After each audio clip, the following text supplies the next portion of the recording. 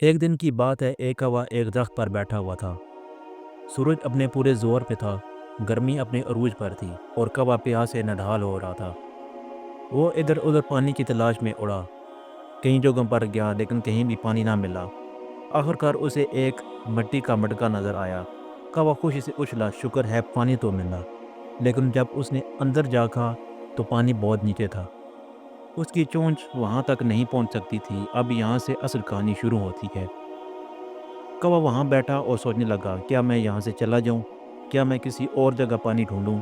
लेकिन फिर उसने फैसला किया कि नहीं, मैं इस मसले का हल यहीं ढूंढूंगा। उसने इर्द गिर्द देखा, मिट्टी के टुकड़े, कंकरियाँ, छोटे छोटे पत्थर। उसने एक एक करके वो कंकरियाँ उठाना शुरू की और मटके में डालना शुरू कर दी। धीरे धीरे से पानी ऊपर आने लगा और आखिरकार पानी उसके चोंच तक पहुँच गया। कौवा खुशी से पानी पिया और अपनी जान बचाई। अब सोचने की बात यह है कि कौवा अगर चाहता तो वो हार मान सकता था, वहाँ से चला भी जा सकता था। वो दूसरों को इल्ज़ाम दे सकता था, ये मटका ही ख़राब है, किसी ने इसे भर के क्यों नहीं रखा। लेकिन उसने अपनी सोच से हल निकाला। मसला वही था लेकिन उसका हल उसकी सोच ने दिया।